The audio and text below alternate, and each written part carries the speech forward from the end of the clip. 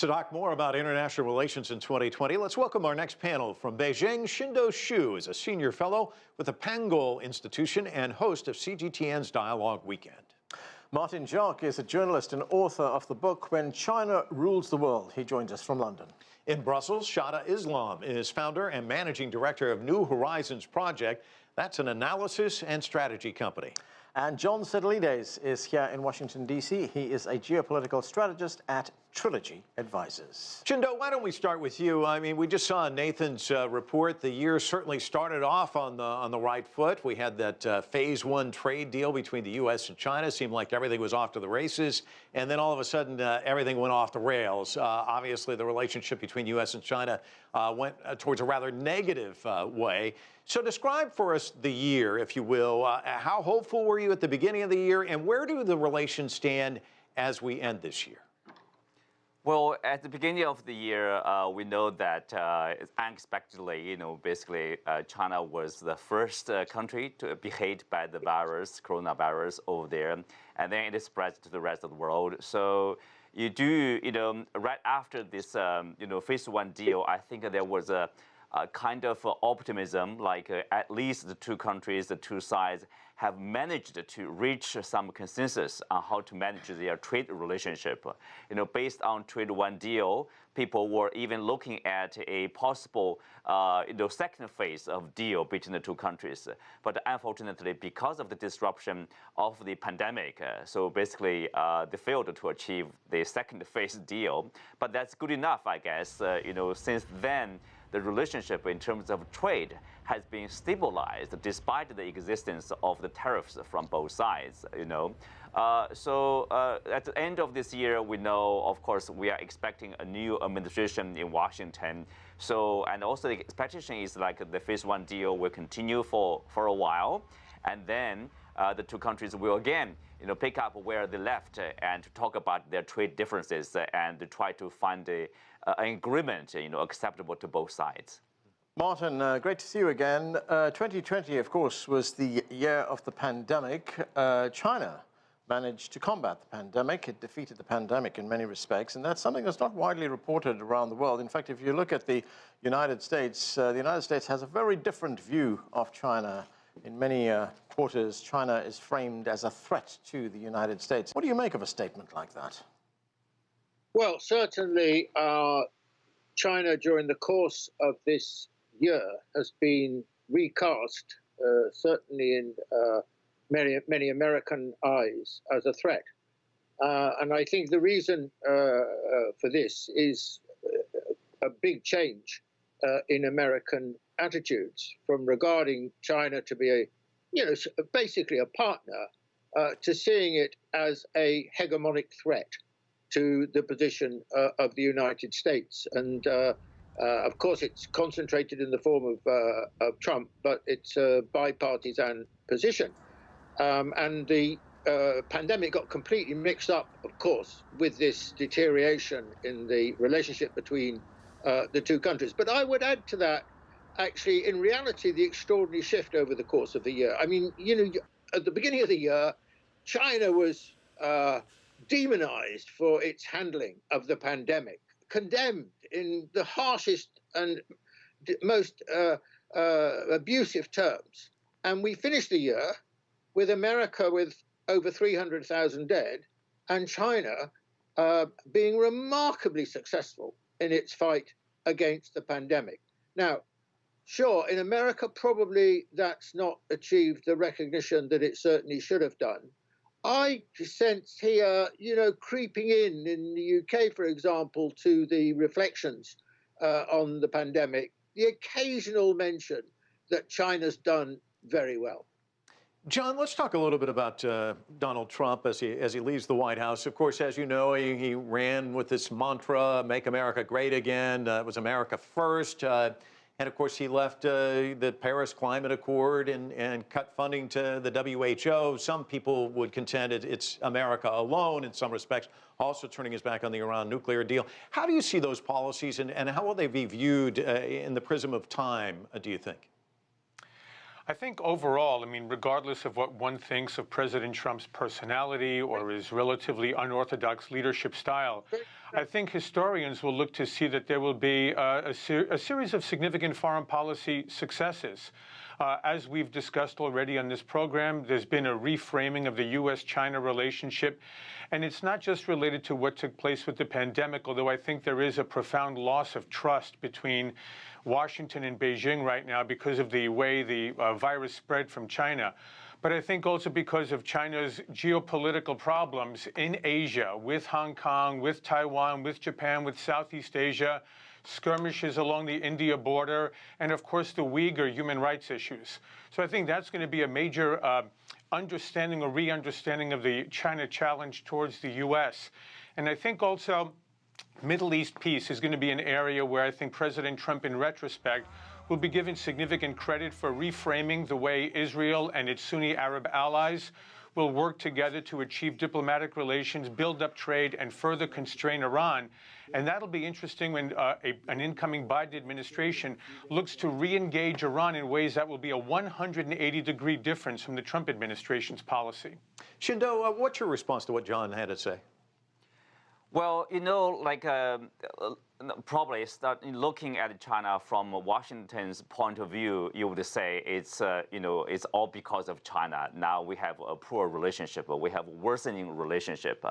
But I guess if you want to have a thorough understanding of this bilateral relationship, probably you need to take into consideration of the views from both sides. From China's point of view, remember which country launched this trade war. It's a unilateral trade war. We call it a trade war. Sounds like both nations are involved. Yes, but it was started by Washington. Remember, and also it spread to tech war, a crackdown on the attack on the Chinese company, based on slim evidence or no evidence at all. Simply, the U.S. see Huawei as a threat because it had advanced technology. So it basically pressured other countries not to accept Huawei technology. Is that a fair competition? Of course, you have a negative response from the Chinese side, seeing Washington dealing Beijing in that way, right? So if you see, there's a lot. I agree with the previous speaker. There's a loss of trust and a loss of confidence in each other. But I guess it's both sides. You cannot blame Beijing unilaterally. I think people will look back very soon at the Trump administration for this year or for the 4 years. Basically, it creates a lot of trouble around the world. But somehow, when it comes to China, Trump has done everything right. I think this is a bit strange, Shada, Islam, let's talk about the relationship between the United States and Europe. Ever since President Trump came to office just under 4 years ago, that relationship has deteriorated. We, of course, remember when President Trump was talking about America first, when he was berating the Europeans for not pulling their weight, for not contributing enough to their common defense. If you look at that relationship over the past year, how have you seen it evolve? Well, it's a battered relationship. I wouldn't even call it a relationship. It's really been a divorce, separation for sure. Yes, there's been a lot of American bullying of the Europeans. Donald Trump called the European Union almost an enemy. And so it's been a very, very poisoned and toxic relationship. And I think, now we're really, really coming to the end of it. And when Joe Biden was elected, I mean, there was a massive sigh of relief, and you could basically hear it across the European Union. So we're looking forward to having a more predictable and a more Europe-friendly president in the White House. But having said that, I mean, this was also a moment of maturity and coming of age for the European Union, having sort of disconnected a little bit from the United States. The EU has been trying for the last 4 years to come out of America's shadow, to stand on its own 2 feet. And I'm sure everyone here has heard about the strategic autonomy conversations that are going on across the European Union, with France really spearheading that drive. So it's been a coming of age moment. There's been a lot of mourning and grief for a relationship that's finished, but now there's hope that there'll be, let's say, a revitalization of this very important transatlantic relationship. John Charles Kupchan is a professor of international affairs at Georgetown University. He recently wrote an article where he basically said to Joe Biden he should keep some aspects of Trump's foreign policy, reducing troop commitments in the Middle East, perhaps a more muscular foreign trade approach. Do you agree, and do you think he's likely to follow that advice? No, I think it makes sense. I mean, this would be the advice one would give to any incoming administration. You don't necessarily have to reject all of the policies of the prior administration. And I think there is some agreement that there are very important aspects of the Trump foreign policy that will carry forward in a very positive way for the United States and for our allies in Asia, in Europe, and around the world. So those areas, I think Biden is going to be very smart to continue where necessary, especially as it pertains to the Indo-Pacific region. But I think also there are going to be some serious problems with the U.S. policy towards Iran. President Trump had essentially a no better friend, no worse enemy strategy in the Middle East, and the idea that Biden might revert to an Obama administration policy on the JCPOA means we will harm our relations with Israel and harm our relations with Sunni Arab countries.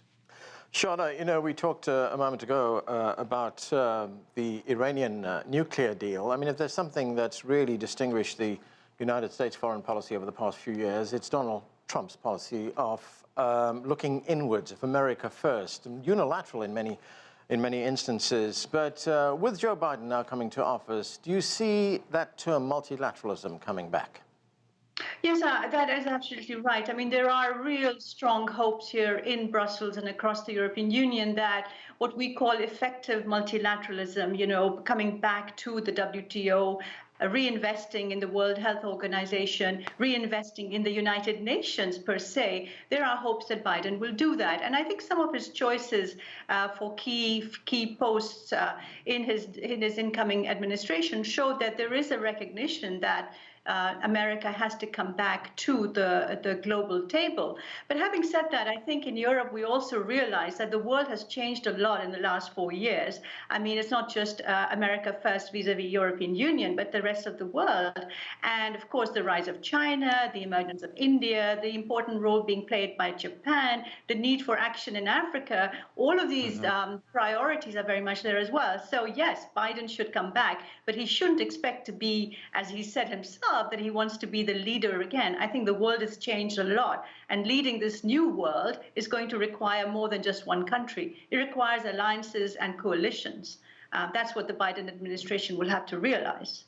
And Qinduo, we know that China also signed on to this nuclear deal. How do they view all of this changing landscape, this new world order, if you will, as 2020 comes to a close?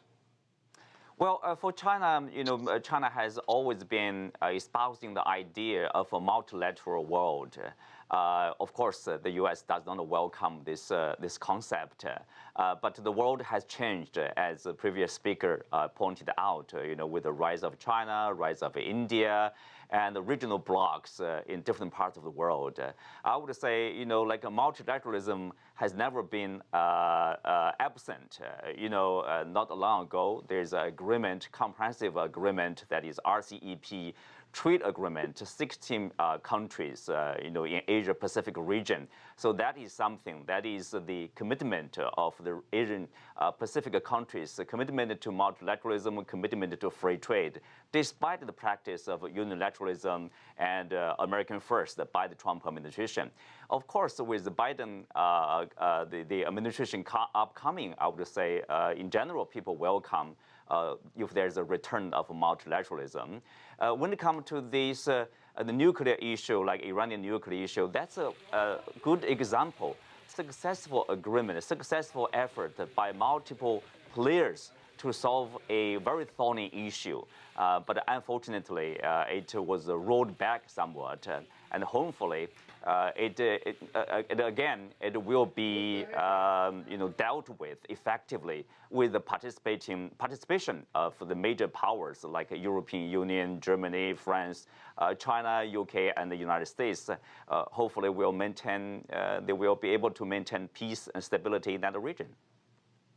Martin, you know, talking about the relationship between the United States and China, one term that we heard very often over the past year was that term decoupling, decoupling the economies of the two countries. I mean, it's a nice, catchy term, but is it feasible? Well, I think to some extent that is what has been happening. And I wouldn't be surprised if it doesn't in some shape or form continue. I mean, this is not just a question of trade. Probably more important in relationship to this is the question of technology. And that's where, in some ways, the Trump administration was most aggressive. Interestingly, China is accused of economic coercion, but actually, the real economic coercion of the last 4 years has been, I would say, primarily at the behest of the United States. We're going to see a stronger orientation by China, first to its own market, and secondly, to East Asia, as evidenced, for example, by the RCEP agreement, which represents a third of the global economy. So I think that the West should not assume that that China will be as dependent as it has previously been with the Western economy, but will actually begin to plow a slightly different. I mean, this is going to be a huge change, but it's a strategic tendency. And of course, China speaks from strength here, because the other thing we should add here, is it not, that China is going to come out of this year economically strengthened, and the United States and even more Europe seriously weakened. So China, we've got to look beyond the immediate situation and see where things are moving. And it seems to me that is the way things are moving. So China's position is getting stronger. And that's where we have to leave it. Thanks to all of you for being with us.